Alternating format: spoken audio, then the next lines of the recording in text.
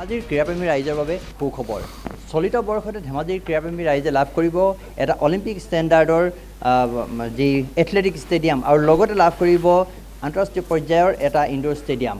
আমি বৰ্তমান উপস্থিত হৈ আছোঁ ধেমাজি যি হাতীগড় দেউৰী বিলত, আৰু এই দেউৰী বিলত যি 50 কোটি টকা ব্যয় সাপেক্ষে নিৰ্মাণ কৰি থকা ষ্টেডিয়াম, এই ষ্টেডিয়ামৰ অগ্ৰগতি আমি দেখুৱাব বিচাৰিছোঁ। এইটো বৰ্তমান নিৰ্মাণ কৰি থকা হৈছে ইনডোৰ ষ্টেডিয়াম, আৰু এই ইনডোৰ ষ্টেডিয়ামটোত যথেষ্ট আটক ধুনীয়া আৰু গঢ়ি তুলিব বিচৰা হৈছে, আৰু যিসমূহ ৰাষ্ট্ৰীয় আৰু আন্তঃৰাষ্ট্ৰীয় পৰ্যায়ৰ যিটো ষ্টেণ্ডাৰ্ড, সেই পৰ্যায়ত আচলতে এই ইনডোৰ ষ্টেডিয়াম নিৰ্মাণ কৰিবলৈ লোৱা হৈছে। ইয়াৰ সমান্তৰালকৈ এটা অলিম্পিকৰ ষ্টেণ্ডাৰ্ডত যি এথলেটিকৰ ষ্টেডিয়াম, এই ষ্টেডিয়ামখন বৰ্তমান নিৰ্মাণ কৰি থকা হৈছে। আমি দেখুৱাবলৈ চেষ্টা কৰিছোঁ ইয়াৰ সামগ্ৰিক যি দৃশ্যাৱলী। তাৰ লগে লগে আমি যিসকল বিভাগীয় লোক আছে আৰু ক্ৰীড়া সন্থাৰ লোক আছে, আমি তেখেতলোকৰ সৈতে কথা পাতিবলৈ চেষ্টা কৰিম।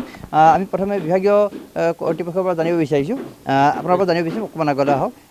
কেনেধৰণে ইয়াত কি কি থাকিব, কি কি সুবিধা থাকিব, আৰু কেতিয়ালৈকে ইয়াক নিৰ্মাণৰ বাবে তাৰিখ নিৰ্ধাৰণ কৰা হৈছে?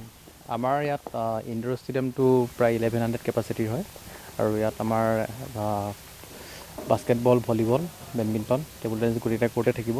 এখন অলিম্পিক ষ্টেণ্ডাৰ্ডৰ ইনডোৰ ষ্টেডিয়াম নিৰ্মাণ কৰি থকা হৈছে, আৰু আমাৰ প্ৰায় ষ্ট্ৰাকচাৰ লোৱা 90% কমপ্লিট হৈ গৈছে।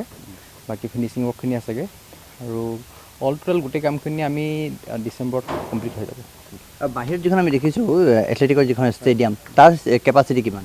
তাৰ এথলেটিকৰ যিটো আপোনাৰ গ্ৰেণ্ড ষ্টেণ্ড, তাৰ প্ৰায় কেপাচিটি 3850, আৰু 8টা এথলেটিক ট্ৰেক আছে। ফুটবল ট্ৰেকটো ফিফা ষ্টেণ্ডাৰ্ড, এণ্ড এথলেটিক ট্ৰেকটো আপোনাৰ অলিম্পিক ষ্টেণ্ডাৰ্ডত নিৰ্মাণ কৰি থকা হৈছে।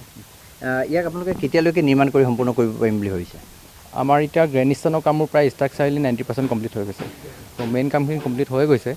ত' আমাৰ বাকী কামখিনি ফিনিচিং ষ্টেজত আমাৰ জুন জুলাইলৈ ওলাই যাব, আৰু অল টোটেল গোটেইখিনি আমাৰ ডিচেম্বৰত কমপ্লিট হৈ যাব। এই যিটো 111 বিঘাৰ স্পৰ্টছ কমপ্লেক্স ধেমাজিত হৈছে, ইতিমধ্যে আমাৰ যিসকল খেলুৱৈ খুব কম সুবিধাৰ ফলত তথাপিও আমাৰ আন্তঃৰাষ্ট্ৰীয় পৰ্যায়তো আমাৰ খেলুৱৈ সুনাম অৰ্জন কৰিবলৈ সক্ষম হৈছিলে। এই কমপ্লেক্সটো সম্পূৰ্ণ হোৱাৰ পাছত ইয়াৰ পৰা আমি ধেমাজিৰ খেলুৱৈ আন্তঃৰাষ্ট্ৰীয়, ৰাষ্ট্ৰীয় পৰ্যায় সকলোতে আমাৰ এটা দপদপনি আমি দেখিবলৈ পাম বুলি ভাবিছোঁ।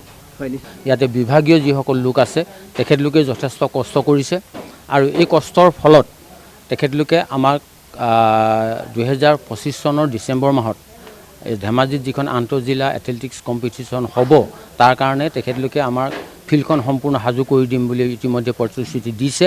আমি আয়ুক্ত মহোদয়, আমাৰ ধেমাজি সমষ্টিৰ বিধায়ক মহোদয়ক আমি অনুৰোধ জনাইছিলোঁ, তেখেতলোকে এই ক্ষেত্ৰত যথেষ্ট আগভাগ লৈছে। আপুনি যিহেতু ইয়াৰ পৰা ছাত্ৰ ছাত্ৰীসকলক বাহিৰলৈ উলিয়াই নিয়াৰ ক্ষেত্ৰত, ক্ৰীড়াৰ ক্ষেত্ৰত যথেষ্ট আগভাগ লৈ দেখা গৈছে, ইয়াত কি কি ছাত্ৰ ছাত্ৰীসকলে শিকিবলৈ পাব, কি কি খেলৰ ক্ষেত্ৰত তেওঁলোকে ইয়াত আহি প্ৰশিক্ষণ ল'বলৈ সুবিধা পাব? ইয়াতে বিশেষকৈ এতিয়া এথলেটিক্সটো প্ৰথমতে হ'ব, এথলেটিক্স ফুটবলটো। তাৰ বাবে ল'ৰা ছোৱালী থকা মেলা, অফিচিয়েল থকা মেলা, কৰ্মকৰ্তা থকা মেলা সকলোখিনি ডিচেম্বৰ আগতে শেষ হৈ যাব।